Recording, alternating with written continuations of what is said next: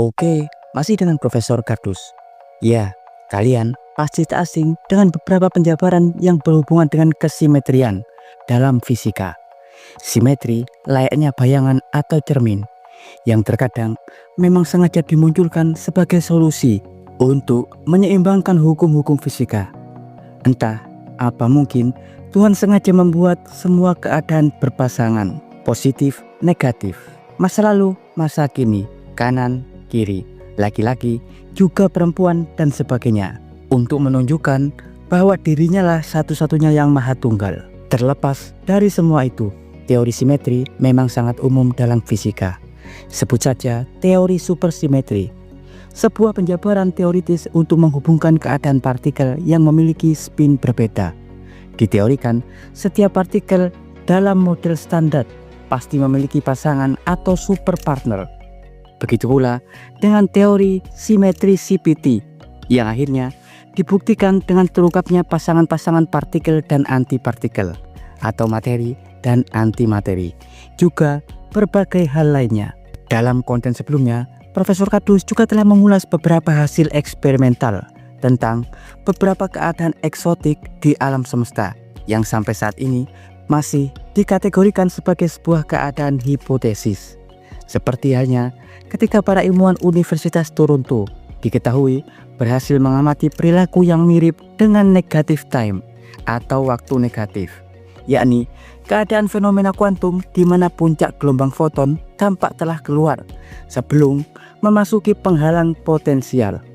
Juga tentang bagaimana keadaan yang mirip dengan massa negatif untuk pertama kalinya berhasil diamati oleh tim ilmuwan Washington State University dari proses pendinginan atom barion rubidium dalam keadaan kondensat Bose-Einstein, di mana perilaku wujud materi yang terbentuk akan berbalik jika materi tersebut didorong, layaknya perilaku khas massa negatif. Ya, selain waktu negatif dan massa negatif, kali ini Profesor Kardus akan mengulas sebuah uraian yang telah diterbitkan dalam jurnal Pracetak Arsif pada 2018 lalu tentang kesimpulan sebuah makalah yang dibuat oleh Rafael Krzyzewski dari Universitas Columbia, di mana makalah tersebut mencoba menguraikan keadaan gravitasi negatif yang dihipotesakan dapat terbentuk dalam keadaan fonon atau gelombang suara.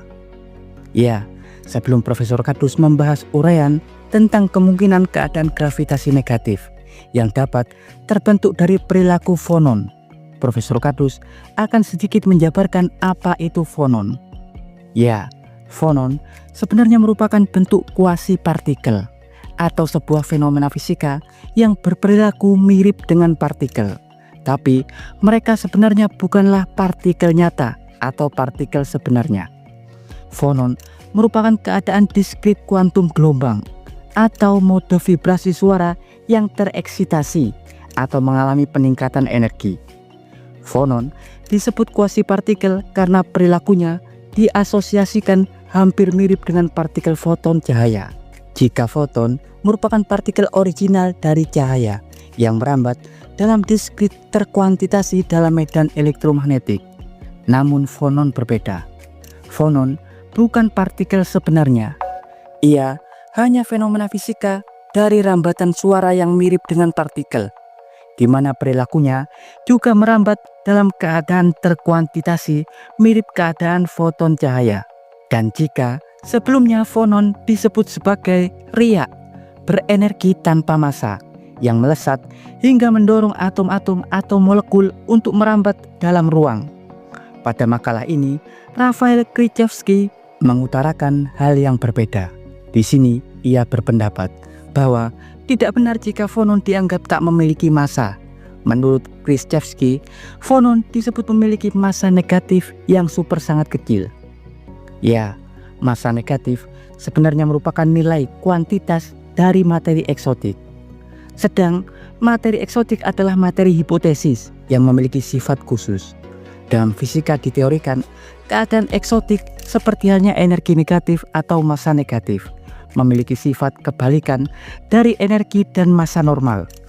Energi dan massa negatif umumnya bentuk densitas atau kerapatan massa dan energinya jauh lebih rendah dari ruang vakum.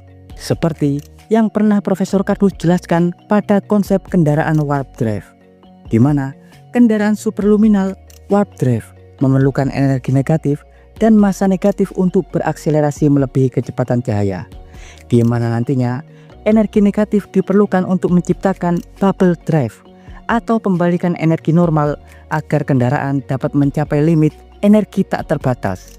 Sedang massa negatif diperlukan untuk menciptakan gravitasi negatif.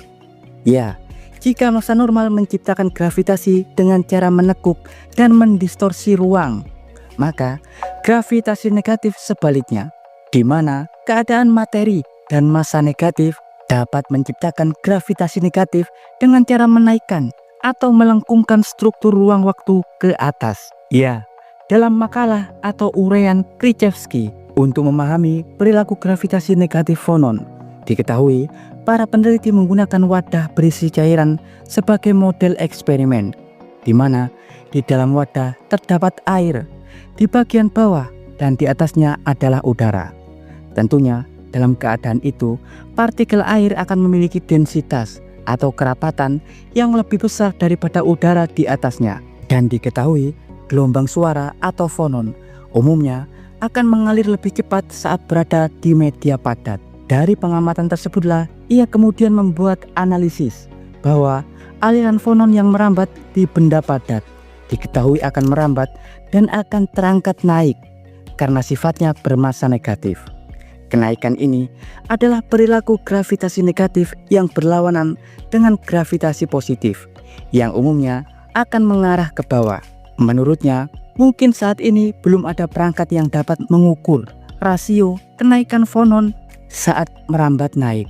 Tapi Krzyzewski percaya di masa depan teorinya akan terbukti di mana sebenarnya alasan fonon dapat bergerak lebih cepat di media padat karena ia mengalami keadaan gravitasi negatif. Dan berikut informasi singkat dari Profesor Kardus tentang sebuah makalah yang mencoba mendefinisikan keadaan gravitasi negatif melalui hipotesis analisis dari perambatan fonon. Jangan lupa like, subscribe, dan tekan tombol lonceng di channel Profesor Kardus. Tak berijasa tapi jenius. Profesor Kardus dari Columbia University mengabarkan